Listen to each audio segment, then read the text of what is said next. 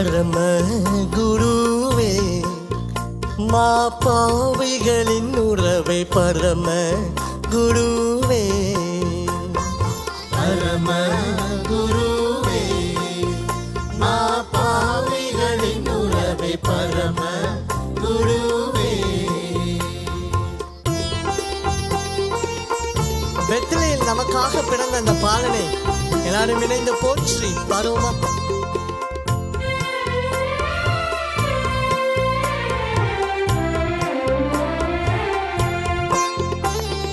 வெத்தலை பதியில் வந்த போதா, உலகத்தை மிக்க வந்த குருநாதா, எம்மை மித்த கதிசித்த திருப்பாதா, திரு ரத்தம் சிந்தின பரம நீதா, பரம குருவே, மாபாவிகளின் உறவை பரம குருவே.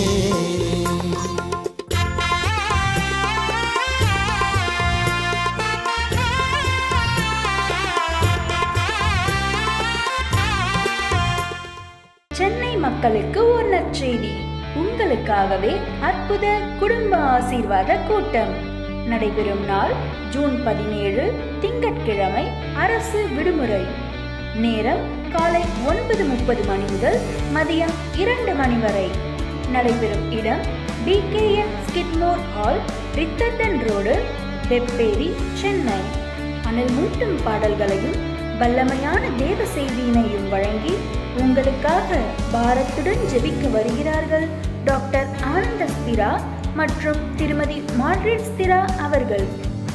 குடும்பமாக வாருங்கள், தேவ ஆசீர்வாதம் பெற்று செல்லுங்கள். மேலும் விவரங்களை அறிந்து கொள்ள திரையில் காணும் எமது எண்களை இன்றே தொடர்பு கொள்ளுங்கள். கன்னியாகுமரியில் அற்புத குடும்ப ஆசீர்வாத கூட்டம் நடைபெறும் நாள் ஜூன் 22 சனிக்கிழமை. நேரம் காலை 9:30 மணி முதல் மதியம் 2 மணி வரை. கூட்டம் நடைபெறும் இடம் வேல்ஸ் மஹால், பால்குளம், ரோஹிணி பொறியியல் கல்லூரி எதிரில், அஞ்சு கிராமம், கன்னியாகுமரி. மனதை உருக்கும் பாடல்களையும் தேவ செய்தியினையும் வழங்கி உங்களுக்காக பாரத்துடன் ஜெபிக்க வருகிறார்கள் டாக்டர் ஜேன் ஜாஷ்வா மற்றும் ஜோனத்தன் மோசஸ் ராஜ்ஸ்திரா அவர்கள். நானே வழியும் சத்தியமும் ஜீவனுமாய் இருக்கிறேன் என்று சொன்ன இயேசு கிறிஸ்துவே, உங்கள் பாவங்களிலிருந்து உங்களுக்கு விடுதலையை கொடுக்க முடியும். இயேசுவே, எனக்காக நீர் மன்னிச்சு உம்மை நான் பின்பற்றுகிறேன் என்று சொல்லு. கர்த்தருடைய ஒரு பார்வை இன்னைக்கு எல்லாவற்றையும் மாற்றும். கடன் பாரம், குடும்ப பிரச்சனை, வியாதியின் அகோரம், மன அழுத்தம் என அனைத்திலிருந்தும் விடுபட்டு தேவ ஆசீர்வாதத்தை பெற்று செல்ல குடும்பமாக வாருங்கள். மேலும் விவரங்களை அறிந்து கொள்ள திரையில் காணும் எமது எண்களை இன்றே தொடர்பு கொள்ளுங்கள். அன்பரின் அற்புதம் மீண்டும் ஊட்டியில். ஆம், உங்களுக்காகவே அற்புத குடும்ப ஆசீர்வாத கூட்டம். நாள் ஜூன் 22 சனிக்கிழமை. நேரம் காலை 9:30 மணி முதல் மதியம் 2 மணி வரை. கூட்டம் நடைபெறும் இடம் YWCA ஆனந்தகிரி ஹால், எட்டின்ஸ் சாலை, ஊட்டி. உள்ளம் உருகும் பாடல்களையும் ஆசீர்வாதமான தேவ செய்தியினையும் வழங்கி உங்கள் ஒவ்வொருவருக்காகவும் தனி ஜெபத்தினை ஏறெடுக்க வருகிறார்கள் டாக்டர் ஆனந்தஸ்திரா மற்றும் திருமதி மார்கரெட் ஸ்திரா அவர்கள். கூட்டத்தில் குடும்பமாக கலந்து கொள்ளுங்கள், தேவ ஆசீர்வாதம் பெற்று செல்லுங்கள். மேலும் விவரங்களை அறிந்து கொள்ள திரையில் காணும் எமது எண்களை இன்றே தொடர்பு கொள்ளுங்கள். சங்கிலிகளினாலே தேவனுடைய ராஜ்யத்தை கட்டுப்படுத்த முடியாது. மனுஷனுடைய சங்கிலினால கட்டுப்படுத்த முடியாது, பிசாசனுடைய சங்கிலினால கட்டுப்படுத்த முடியாது. தேவனுடைய சுவிசேஷம் எங்கெங்க சென்று அடைய வேண்டுமோ சென்று தான் முடியும். உங்கள் கையில் ஆண்டவர் ஒரு சான்ஸ் தான் கொடுத்துருக்காரு. நீ அதை சொல்கிறதுனா உனக்கு ரிவார்டு. நீ வாயை மூடிக்கிட்டு அமைதியாக இருந்தீன்னா உனக்கு அதில் ரிவார்டு கிடையாது. அவ்வளோதான், ஃபினிஷ்ட். நமக்குன்னு ஆண்டவர் ஒரு சாய்ஸ் கொடுத்துருக்காரு. ஏசப்பாவை பற்றி சொல்ல முயற்சி பண்ணுங்க. இங்கே பேதுரு, சீஷர்கள், பவுல், சீலா சங்கிலியில் கட்ட கட்டப்பட்டிருந்த ஏசப்பாவை பத்தி சொல்லிட்டு இருந்தான். நம்ம இந்த காலத்துல நம்மளை சுற்றி இருக்கிற சங்கிலிகளை மாத்திரம் யோசிச்சுட்டே இருக்கக்கூடாது. இந்த தேவ வசனம் பெருகும்படியா நம்ம கட்டப்பட்டு இருந்தாலும் ஆண்டவருடைய வசனத்தை கூறுகிறவர்களாய் நம்ம மாற வேண்டும். ஹல்லேலூயா. தேவ தூதன் சிறைச்சாலையில போய் நிக்கிறான். பேதுரு நல்லா தூங்கிட்டு இருக்கான். என்ன தூக்கம்? செத்தா சிறைச்சாலையில சாகிறோம், வெளியே போனா ஏசப்பாவை பத்தி பேச போறோம், ஃபினிஷ்ட். 2 அஜெண்டா தான். அப்ப அவனுக்கு கவலையே இல்லை. என்னத்தை பெருசா சேர்த்துட்டோம், இழக்க போறோம், இதுல சிறைச்சாலையில இருந்த ஒரு பிரச்சனை கிடையாது. கண்மூடினா எங்க போய் நிற்பான்? எங்க போய் நிற்பான்? பரலோகத்துல நிற்பான். அப்ப அந்த ஒரு தைரியத்தோட பேதுரு தூங்கிட்டு இருக்கான். தூங்குற தூக்கத்துல தேவதூதன் வந்து எழுப்புறான். எழுப்பி எலும்பு. அவன் எழுப்புற மாத்திரத்துல கையில் இருந்த சங்கிலி தெறிப்புண்டு கீழே விழுந்துச்சு. ஹல்லேலூயா. அந்த சங்கிலிலாம் சாதாரணமாக நம்ம வீட்டில் கட்டுற சங்கிலிகள்லாம் கிடையாது. அந்த காலத்தில் ரோம சங்கிலிகள்லாம் பயங்கரமாக இருக்கும். அந்த இரும்பு, பயங்கரமான இரும்பில் சில ஊர்களில் செஞ்சு எடுத்துகிட்டு வருவாங்க. அதுக்கு ஸ்பெஷலாக செய்வாங்க சிறைச்சாலையில் போடுறதுக்கு. அப்போ அந்த சங்கிலிகள் அருந்து விழுந்தோடனே பேதுரு போகிறான். பேதுருவை வெளியே கொண்டு வந்து தேவதூதன் தரத்தரன்னு இழுக்காத குறையா தெருவில் கொண்டு வந்து விடுற வரைக்கும் பேதுருவுக்கு இது கனவா நனவான்னு தெரியல. கனவா நனவான்னு தெரியல. கொண்டு வந்து விட்டுட்டு, ஓ இது நிஜம், நம்ம ஜெயிலேருந்து வெளியே வந்துட்டோம் அப்படின்னு சொல்லிட்டு நேராக போகிறான். அங்கே போனால் அதை விட பயங்கர ஷாக். என்ன ஷாக்கு? ரோதைன்னு ஒரு பிள்ளை இருந்தா. அவள் வந்து என்ன எல்லாரும் எதுக்கு ஜோம் பண்ணுறாங்க சொல்லுங்க? எதுக்கு ஜோம் பண்ணிட்டு இருந்தாங்க? பேதுரு வெளியே வர்றதுக்கு ஜோம் பண்ணிட்டு இருக்காங்க.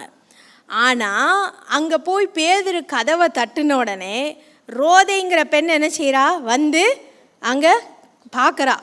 பேதுருவோட சத்தத்தை கேட்டோடனே திறந்தாளா? இங்கே வசனம் சொல்லுது, சந்தோஷத்தினாலே கதவையே திறக்காமல் ஓடிட்டா. அங்கே ஓடினோடனே என்னாச்சு? உள்ளே போய் சொல்கிறா. சொன்னனே எவனாவது நம்பினானா? 15ஆம் வசனத்தில் சொல்கிறாங்க பாருங்க. அவர்கள் நீ பிதற்றுகிறாய் என்றார்கள். அவளோ அவர்தான் என்று உறுதியாய் சாதித்தாள். அப்பொழுது அவர்கள் அவருடைய தூதனாய் இருக்கலாம் என்றார்கள். தூதனாய் இருக்கலாம் ஜோம் பண்றாங்க. ஆனா அது நடக்கும்னு என்ன செய்யல? கொஞ்சம் கூட விசுவாசம் இல்லை. ஜோம் பண்ணாங்க, விசுவாசம் இல்லைங்கிறத விட நடக்கும்னு அவங்க நினைக்கவே இல்லை. கடைசியில் என்ன நடந்துச்சு? பேதுரு போய் திரும்பி தட்டிகிட்டே இருக்கான். தட்டிகிட்டே இருக்கவும் அங்கே திரும்பி வந்து பார்த்து பேதுருவை கண்டு ரொம்ப சந்தோஷப்படுறாங்க. இங்கே நம்ம பைபிளை வந்து நீங்கள் வேறு எந்த பெரிய புக்கை விட பைபிளை நீங்கள் படிச்சிங்கன்னா ரொம்ப ருசித்து ரசித்து படிக்கலாம். கவிதை என்ன, சர்க்காசிசம் என்ன, நல்லா ரொம்ப கிண்டலாலாம் எழுதப்பட்டிருக்கும். அப்போஸ்தலர் 12ஆம் அதிகாரத்தில் நீங்கள் பாருங்கள், 18ஆம் வசனம். பொழுது விடிந்த பின்பு பேதுருவை குறித்து சேவகருக்குள்ளே உண்டான கலக்கம் கொஞ்சமல்ல. அப்போ என்ன அர்த்தம்? எவ்வளோ சர்க்காஸ்டிக்காக எழுதியிருக்கான் பார்த்தீங்களா? கலக்கம் கொஞ்சம் அல்ல அப்படின்னு என்ன அர்த்தம்? அவ்வளவு கலக்கம். பேதுருவை காணோம். எங்கே இருக்குது? ஜெயில் இருந்த மாதிரிக்கே இருக்குது, பூட்டின மேனிக்கே இருக்குது. அங்கே சோல்ஜர்ஸ்லாம் நிற்கிறாங்க, எல்லாரும் இருக்காங்க. ஆனால் பேதுருவை காணோம். சந்தோஷமா இல்லையா? சந்தோஷம்தான். சங்கிலி மட்டும் கிடக்குது. ப்ரூஃபாக என்ன கிடக்குது? சங்கிலி மட்டும் கிடக்குது. அங்கே பாருங்க, ஏரோது கூப்பிட்டு விசாரித்து என்ன செய்கிறான்? அங்கே இருக்கிற அந்த போர் வீரர்களை எல்லாம் வெட்டி போட்டுறான். நீங்கள் என்னடா காவல் காத்தீங்க? ஏற்கனவே ஒரு ஆள் எந்திரிச்சிட்டாரு, உயிரோடு வந்துட்டாருன்னு இங்கே கதை பரப்பிட்டு இருக்கானுங்க. இப்போ இன்னொருத்தனும் போயிட்டான். அப்போ நம்ம என்ன சிஸ்டம் வச்சுருக்கோம்? யோசிச்சிருப்பானா? யோசிச்சிருக்க மாட்டானா? கண்டிப்பாக யோசிச்சிருப்பான். ஆனால் இந்த வசனத்தில் அழகாக அந்த அதிகாரத்தில் அப்போஸ்தலர் 12ஆம் அதிகாரத்தில் 24ஆம் வசனம் சொல்லுது, தேவ வசனம் வளர்ந்து பெருகிற்று. ஹல்லேலூயா. தேவ வசனம் வளர்ந்து பெருகிற்று. பவுல் சீலாவுடைய வாழ்க்கையினி இதான் நடந்துச்சு. கட்டி போட்டாங்க. அங்கே என்ன நடந்துச்சு? தேவதூதன் வரல, பாடி துதித்தார்கள், பூமி அதிர்ச்சி வந்துருச்சு. ஹல்லேலூயா. பூமி அதிர்ச்சி வந்துருச்சு. அப்போ சங்கிலிகளினாலே தேவனுடைய ராஜ்யத்தை கட்டுப்படுத்த முடியாது. மனுஷனுடைய சங்கிலினால கட்டுப்படுத்த முடியாது, பிசாசனுடைய சங்கிலினால கட்டுப்படுத்த முடியாது. தேவனுடைய சுவிசேஷம் எங்கெங்க சென்று அடைய வேண்டுமோ சென்று தான் முடியும். உங்க கையில ஆண்டவர் ஒரு சான்ஸ் தான் கொடுத்துருக்காரு. நீ அதை சொல்றதுன்னா உனக்கு ரிவார்டு. நீ வாயை மூடிக்கிட்டு அமைதியாக இருந்தீன்னா உனக்கு அதில் ரிவார்டு கிடையாது. அவ்வளோதான், finished. You can choose to be a partaker of the kingdom of God. You can choose to be a worker in the kingdom of God. நமக்குன்னு ஆண்டவர் ஒரு சாய்ஸ் கொடுத்துருக்கார். ஏசப்பாவை பற்றி சொல்ல முயற்சி பண்ணுங்க. இங்கே பேதுரு, சீஷர்கள், பவுல், சீலா, அப்போஸ்தலர்கள் எல்லாரும் சங்கிலியில் கட்டப்பட்டிருந்து ஏசப்பாவை பற்றி சொல்லிட்டு இருந்தான். அவன் வாய் சும்மா இல்லை, அவனுடைய இருதயம் ஏங்கிக் கொண்டிருந்தது. எதுக்கு? இயேசுவை குறித்து மற்றவர்களுக்கு சொல்ல. பவுல் திரும்பி திரும்பி சொல்ல 2 தீமோத்தேயு 2ஆம் அதிகாரம் 9ஆம் வசனம், அதே போல எபேசியர் 6ஆம் அதிகாரம் 19ஆம் வசனம், இதில் எல்லாத்துலேயும் பவுல் சொல்றான், நான் தேவனுக்காக ஒரு பாதகன் போல கட்டப்பட்டு இருக்கிறேன். 2 தீமோத்தேயு 2ஆம் அதிகாரம் 9ஆம் வசனம். இந்த சுவிசேஷத்தின் நிமித்தம் நான் பாதகன் போல கட்டப்பட்டு துன்பத்தை அனுபவிக்கிறேன். தேவ வசனமோ கட்டப்பட்டிருக்கவில்லை. தேவ வசனம் கட்டப்பட்டிருக்கவில்லை. நம்ம இந்த காலத்தில் நம்மளை சுற்றி இருக்கிற சங்கிலிகளை மாத்திரம் யோசிச்சுட்டே இருக்கக்கூடாது. இந்த தேவ வசனம் பெருகும்படியா நம்ம கட்டப்பட்டு இருந்தாலும் ஆண்டவருடைய வசனத்தை கூறுகிறவர்களாய் நம்ம மாற வேண்டும். ஹல்லேலூயா. ஆண்டவருடைய வசனத்தை சொல்லணும். ஒவ்வொரு நாளும் சொல்லுங்க. யாராவது ஒருத்தருக்காவது சொல்லுங்க, ஏசப்பாவை பற்றி உங்களுக்கு தெரியுமா அப்படின்னு கேளுங்க. எத்தனை பேரை ஒவ்வொரு நாளும் நீங்கள் மீட் பண்ணுறீங்க, எத்தனை பேருக்கு கை கொடுக்குறீங்க, எத்தனை பேருக்கு வணக்கம் சொல்கிறீங்க. உங்களை பார்த்து எவ்வளோ நல்லா இருக்கு, உங்களை பார்த்தா சந்தோஷமாக இருக்குது சொல்கிறீங்களா? உங்கள் நண்பர்களை பார்க்குறீங்கள, அவங்க கிண்டல் அடித்தாலும் பரவாயில்ல, அவங்க உங்களை பார்த்து நக்கல் பண்ணி சிரித்தாலும் பரவாயில்ல, நீயே கஷ்டப்பட்டுட்ருக்க, நீயே இவ்வளோ பெரிய பாடலில் இருக்கிற, நீ என்னப்பா இயேசுவை குறித்து சொல்கிற அப்படின்னு கேட்பாங்க. அப்போ சொல்லணும், நான் பாடுபட்டாலும் நான் இயேசுவின் பிள்ளையா இருக்கிறதுனால தான் நான் ஜீவனோடு இருக்கிறேன். ஹல்லேலூயா. நான் பாடுபட்டாலும் இயேசுவின் பிள்ளையா இருக்கிறதுனால தான் நான் சமாதானமா இருக்கிறேன், நான் சந்தோஷமா இருக்கிறேன். நான் பாடுபட்டாலும் இந்த உலகத்துல நான் கண் மூட, நான் இயேசுவின் பிரசன்னத்துல கண்ணை திறப்பேன். உனக்கு அந்த பாக்கியம் இருக்கான்னு கேளுங்க. அப்போ உங்க வாழ்க்கையை குறித்து நீங்க எத்தனை பேர்த்திட்ட சொல்லியிருக்கீங்க? யோசிச்சு பாருங்க. தேவ வசனம் கட்டப்பட்டு இருக்காது. ஒருவேளை நம்முடைய வாழ்க்கையில் நம்முடைய உலகத்தில் என்ன நடக்குதுன்னு நீங்கள் தெரியாமல் இருக்கலாம். ஒவ்வொரு நாளும் டிவியில் நியூஸில் வர்றதெல்லாம் பார்த்து ஐயோ பாவம், ஐயோ இப்படி நடந்துருச்சே, ஐயோ அப்படி நடந்துருச்சே அப்படின்னு சொல்கிறோம். ஆனால் சொல்லிக்கிட்டே இருக்கிற நம்ம என்ன செயல்படுறோம்? நம்மளால் ஒரு 100 பேரை போய் சண்டை போட்டு காப்பாற்ற முடியாது. ஆனால் நம்மளால் ஒன்றே ஒன்று செய்ய முடியும். நமக்குள்ளே இருக்கிற பரிசுத்த ஆவியானவரின் வல்லமையினால் இயேசுவை குறித்து சொல்ல முடியும். ஹல்லேலூயா. இயேசுவை குறித்து சொல்ல முடியும். சொல்லுங்க. நீங்கள் சொல்ல சொல்ல சொல்ல ஆத்துமா ரட்சிக்கப்படுதோ இல்லையோ, விதைய ஆண்டவர் விதைச்சிக்கிட்டே இருப்பார். அந்த விதைக்கு தண்ணீர் பாய்ச்சி வளர்க்க செய்கிறது அவருடைய கடமை. உங்கள் குடும்பத்தில் சொல்லி சொல்லி நான் ஏமாந்து போயிட்டேன், யாருமே கேட்க மாட்டேங்க, கண்டுக்கிடாதீங்க. செவிட்டு காதில் விழுந்தாலும் யோசேப்பை பார்த்த உடனே சொப்பனக்காரன் வந்துட்டான்னு சொன்னது போல உங்களை பார்த்தோன்னே இந்த இயேசுங்கிறவன் வந்துட்டான் அப்படின்னு சொன்னாலும் சந்தோஷமா இயேசுவை பற்றி சொல்லுங்க, சந்தோஷமா சொல்லுங்க. அதை தான் இயேசுப்பா கேட்குறாரு. நீங்கள் நினைக்கிற மாதிரி உலகம் சாதாரணமாக இருக்குது. நான் உண்டு, நான் சாப்பிட்டேன், நான் தூங்குனேன், நான் எந்திரிச்சேன், எனக்கு எல்லா வேலையும் முடிஞ்சிச்சு அப்படின்னு நினைக்காதீங்க. முடிவு ரொம்ப சமீபமாக இருக்கிறது, மிக மிக மிக சமீபமாக இருக்கிறது. ஒவ்வொரு நாளும் ஆயிரக்கணக்கான கிறிஸ்தவர்கள் மரித்து கொண்டிருக்கிறார்கள். எதற்காக தெரியுமா? தங்களுடைய ஜீவனை இயேசுவுக்காக ஒப்பு கொடுத்துட்டு இருக்காங்க. தங்களுடைய ஜீவனை இயேசுவுக்காக ஒப்பு கொடுக்குறாங்க. அவங்க ஒவ்வொரு நாளும் ஏசப்பாவை பின்பற்றும் பொழுது அவர்களுக்குள்ள மகா பெரிய பிரச்சனைகள், போராட்டங்கள் வருகிறது. இயேசுவை பின்பற்றினா நார்த் கொரியாவில் ஒரு சிலுவை இருந்தாலே உங்கள் குடும்பத்தையே அழிச்சிருவாங்க. ஒருத்தர் 2 பேர் இல்லை, உங்கள் பிள்ளைகள், உங்கள் கூட பிறந்தவங்க, உங்கள் தாத்தா பாட்டி, உங்கள் பெரியம்மா பெரியப்பா, யாராக இருந்தாலும், சித்தப்பா சித்தி, எல்லாத்தையும் கொண்டு போட்டுருவான். சைனாவில் அதை விட பயங்கரம். ஏன் நம்முடைய இருதயம் கொழுந்து விட்டு எரியலை? ஏன் நம்ம அமைதியாக இருக்கிறோம்? ஏசப்பா கணக்கு கேட்பார், கண்டிப்பா கேட்பாரு. ஏமா நான் உனக்கு இவ்வளோ அற்புதம் பண்ணனே, உனக்கு இவ்வளோ சுகம் கொடுத்தனே, உனக்கு இவ்வளோ சமாதானம் கொடுத்தனே, உனக்கு டெய்லி உண்ண உணவு 3 வேளை ஆகாரம் கொடுத்தனே, உனக்கு வீடு கொடுத்தனே, உனக்கு தூங்குறதுக்கு இடம் கொடுத்தனே, உனக்கு நல்ல ட்ரெஸ்ஸு கொடுத்தனே. எத்தனை பேருக்கு என்னை பற்றி சொன்னேன்? எத்தனை பேருக்கு என்னை பற்றி சொன்னேன்? உங்கள் ஓனர் நல்லவராக இருந்தால், உங்களுக்கு மேலே இருக்க மேனேஜர் நல்லவராக இருந்தால் வாய்க்கு வாய் சொல்லுவீங்க. உங்கள் வீட்டுக்கு வந்த மருமகள் நல்லவளாக இருந்தால் வாய்க்கு வாய் சொல்லுவீங்க. உங்கள் கணவர் மனைவியை வாய்க்கு வாய் சொல்லுவீங்க. ஐயோ உங்க அவ்வளோ நல்லவங்க, அவ்வளோ நல்லவங்க சொல்லுவீங்க. இயேசு நல்லவர்னு எத்தனை பேர்த்துக்கு சொல்லியிருக்கீங்க? தேவ வசனம் உங்களை கொண்டாகிலும் உங்களை இல்லாவிட்டாலும் தேவ வசனம் பரம்பி தான் தீரும். உலகம் இப்பொழுது பிசாசு இப்படிதான் சங்கிலியில் கட்டி வச்சிட்ருக்கான். ஏரோது ராஜாவை போல தேவ வசனத்தை கட்டுப்படுத்த முயற்சிக்கிறான். அதுல முதல் சங்கிலி என்ன தெரியுமா? உண்மையான கிறிஸ்தவனை ஊமையாக்கி வச்சிருக்கிறது தான் முதல் சங்கிலி. ஊமையாயிருக்கிற கிறிஸ்தவர்கள் தான் முதல் சங்கிலி. வாயை திறக்காதபடி பிசாசு கட்டி வச்சிருக்கான். நான் சொல்லிட்டா என்னுடைய நிலைமை என்ன ஆகும்? நான் சொல்லிட்டா என்னை பார்த்து சிரிப்பாங்களே, நான் சொல்லிட்டா என்னை பார்த்து கேவலமாக நினைப்பாங்களே. ஏன் பயப்படுற? இயேசு அப்படி நினைச்சிருந்தா உனக்காக சிலுவையில் மரித்திருப்பாரா?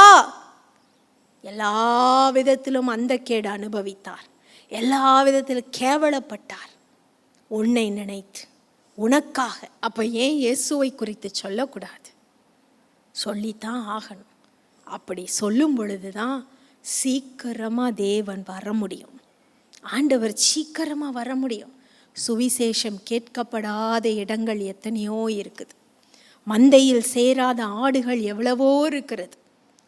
நானும் நீங்களும் ஆண்டவருடைய மவுத் பீஸா, தேவனுடைய வாயா எத்தனை பேருக்கு சுவிசேஷத்தை சொல்ல போகிறோம்?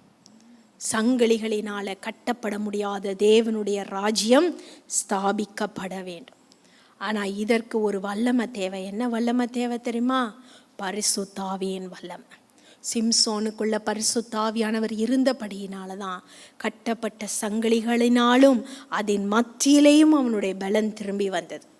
இயேசுவானவர் பரிசுத்த ஆவியின் வல்லமையினால அங்கே பிசாசுகளை விரட்டினார் என்று பார்க்குறோம். பேதுருவுக்குள்ள அப்போஸ்தலர்களுக்குள்ள பரிசுத்த ஆவியின் வல்லமை காணப்பட்டது. அதனால தான் இன்ஸ்பைட் ஆஃப் த செயின்ஸ், சங்கிலிகளினால் கட்டப்பட்டும் கூட தேவனுடைய வார்த்தையை தைரியமாய் சொன்னார்கள். அந்த பரிசுத்த ஆவியின் வல்லமை எனக்குள்ள உங்களுக்குள்ள வேணும். ஏசாயா 59:19 ஏசாயா சொல்லுகிறான், சத்துரு வெள்ளம் போல வரும் பொழுது பரிசுத்த ஆவியானவர் அவனுக்கு விரோதமாய் கொடியேற்றுவார். ஹல்லேலூயா. ஏசாயா தீர்க்கதரிசி திரும்பவும் சொல்லுகிறான், அபிஷேகத்தினால் நுகங்கள் முறிந்து போகும். நுகங்கள் இன்றைக்கு உங்களை என்னென்ன சங்கிலி கட்டி இருந்தாலும் பரவாயில்ல, என்ன பிரச்சனைகள் இருந்தாலும் பரவாயில்ல, ஆண்டவரே இன்றைக்கு உம்முடைய நாமத்தில் ஆவியின் வல்லமையினால் நான் இந்த சங்கிலிகளை தெறிப்புண்டு போக பண்ணி, நான் உம்முடைய சுவிசேஷகனாய், நான் உம்முடைய சுவிசேஷகியா, நான் உம்மை அறிவிக்கிறவர்களாய் மாறணும்னு சொல்லி ஜோமனுங்க. ஆண்டவரே இன்றைக்கு என்னுடைய வாழ்க்கையில் இருக்கிற சங்கிலிகள் முதல்ல போட்டாப்பா, என்னுடைய வாழ்க்கையில் இருக்கிற சங்கிலிகள் நீங்கட்டும். என்னென்ன சங்கிலின்னு உங்களுக்கு தான் தெரியும், என்னென்ன பிரச்சனைன்னு உங்களுக்கு தான் தெரியும். இன்றைக்கி ஜெபம் பண்ணுங்க, ஆண்டவரே என்னுடைய வியாதி என்னை கட்டி வச்சிருக்கிற சங்கிலியாக இருக்குது. ஆண்டவரே என்னுடைய வீட்டில் இருக்கிற போராட்டம் பிரச்சனை, ஆண்டவரே என்னுடைய வீட்டில் இருக்கிற பலவிதமான சூழ்நிலைகள் என்னை கட்டி வச்சிருக்கப்பா, என்னை மேற்கொண்டுட்டு இருக்க. ஆண்டவரே நீங்கள் எனக்கு உதவி செய்யுங்க, நீங்கள் உதவி செய்யுங்க, நான் அவற்றை மேற்கொள்ள எனக்கு நீங்கள் உதவி செய்யுங்கன்னு சொல்லுங்க. பரிசுத்த ஆவியானவர் நமக்குள்ள வரும் பொழுது, அந்தகார வல்லமைகளை நம்ம மேற்கொள்ளும் பொழுது கர்த்தர் நமக்கு ஆயுதமாயிருப்பார். ஆவியானவருடைய வல்லமை நமக்கு ஆயுதமாயிருக்கும். ஆவியானவருடைய வல்லமை நமக்கு ஆயுதமாய் இருக்கும். இயேசுவின் நாமத்தில் எல்லா சங்கிலிகளும் அறுப்புண்டு போகும். இயேசுவின் நாமத்தில் எல்லா சங்கிலிகளும் இன்னைக்கு என்னென்ன பிரச்சனை என்னென்ன கட்டு உனக்கு இருக்க சொல்லி ஜெபம் பண்ணு. கர்த்தர் கர்த்தருடைய ஆவியானவர் எங்கே உண்டோ அங்கே விடுதலை உண்டுன்னு வேதம் சொல்லுகிறது. அங்கே விடுதலை உண்டு. ஏசப்பா, இன்றைக்கு ஆவியானவருடைய வல்லமை எனக்குள்ள வரணும். தொன்று தொட்டு எங்க வீட்டுல சமாதானமே இல்லை ஆண்டவரே.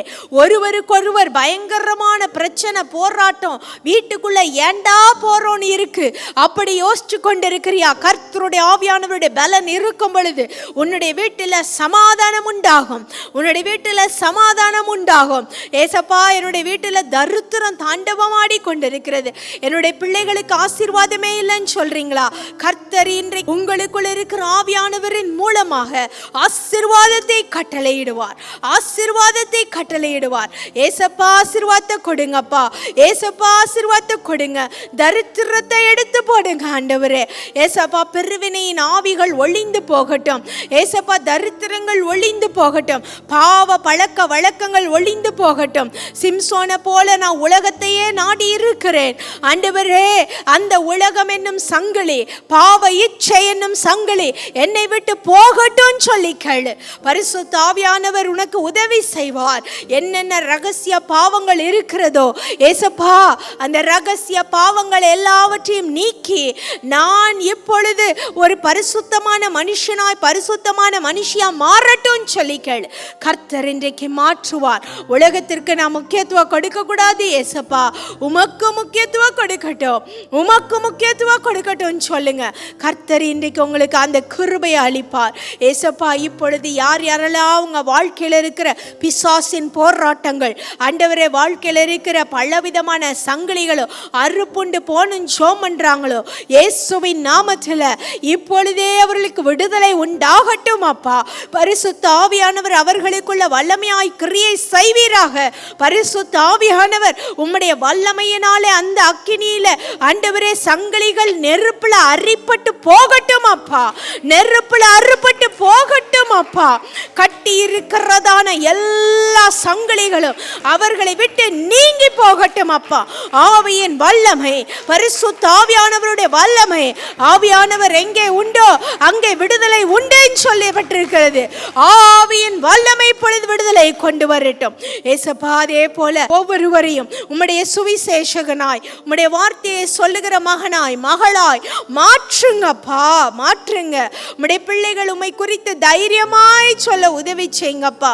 தைரியமாய் சொல்ல உதவி செய்யுங்க. ஏனோ தானோ என்கிற கிறிஸ்தவ வாழ்க்கை அல்ல, உம்மையே பற்றி கொண்ட, உம்மை பற்றி தைரியமாய் சொல்லுகிற, சந்தோஷமாய் சொல்லுகிற ஒரு கிறிஸ்தவ வாழ்க்கை நம்முடைய பிள்ளைகளுக்கு கட்டளையிடும் அப்பா, கட்டளையிடும். நாங்கள் ஒவ்வொருவரும் பரலோகத்திற்கு வரும் பொழுது அநேக ஆத்துமாக்களோடு வர கிருபை செய்யும் அப்பா. அநேக ஆத்துமாக்களோடு வர கிருபை செய்யும். இயேசுவின் நாமத்தில் செபிக்கிறோம் நல்ல பிதாவே, ஆமென். 17 நாள் வெண்டிலேட்டரில் இருந்தான். சரீரத்தில் அனைத்து உறுப்புகளும் செயலிழந்து விட்டது. மருத்துவர்கள் எல்லாம் முடிஞ்சிட்டுன்னு சொன்னாங்க. அவங்க ஜெபம் பண்ண அந்த நிமிஷத்தில் அவன் சரீரத்தில் அசைவில்லாது இருந்த, சரீரத்தில் அசைவு இருந்ததாக நர்சஸ் சொன்னாங்க.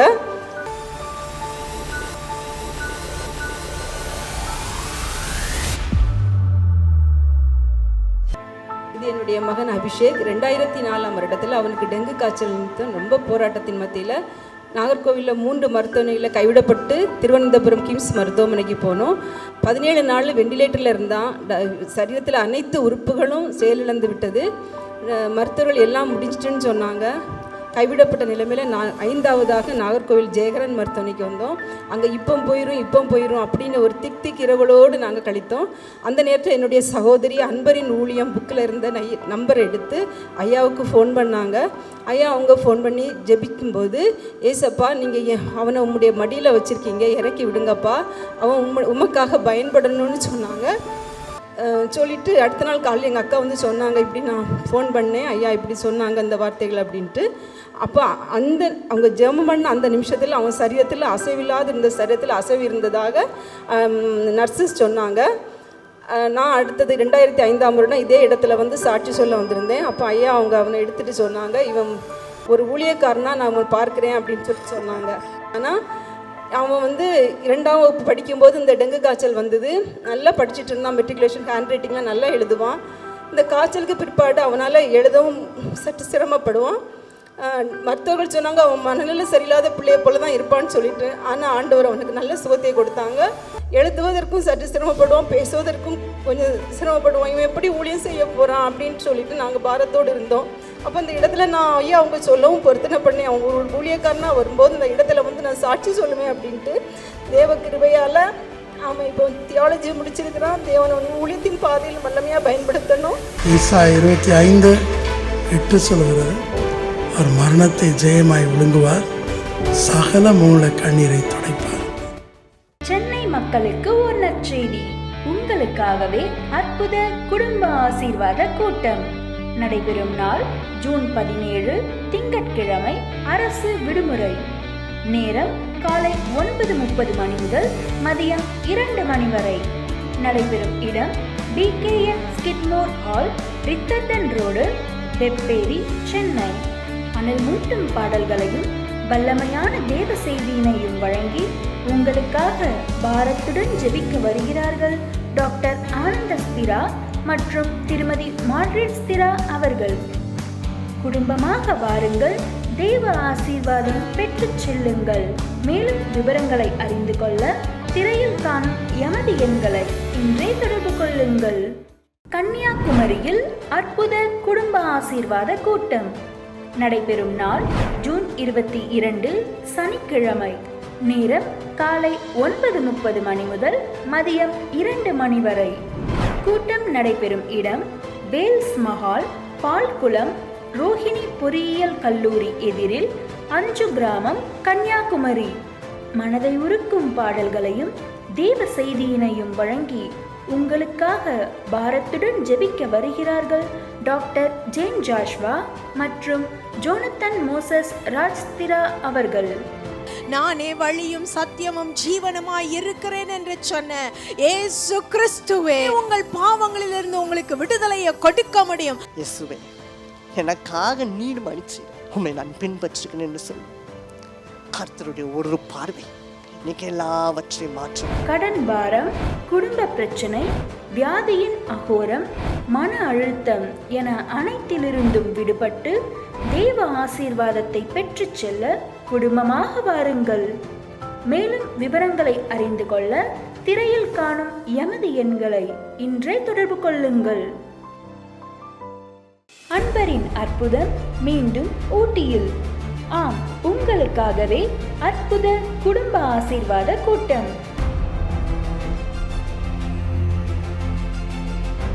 நாள் ஜூன் 22 சனிக்கிழமை.